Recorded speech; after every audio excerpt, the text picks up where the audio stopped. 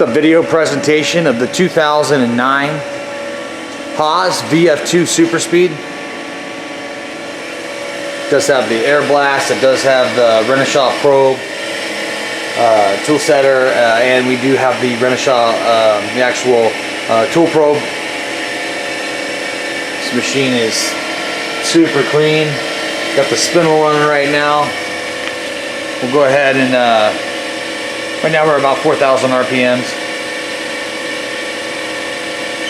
and then go ahead and do a tool change. The IPMs are down right now, obviously. Next, what we'll do is right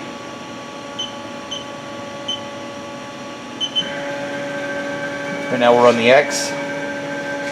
Turn some feed up here.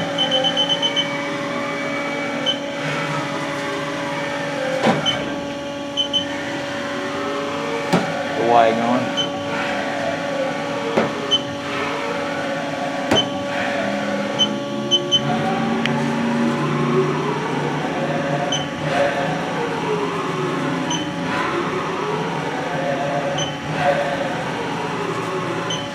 We also have the remote jog handle that's on this machine.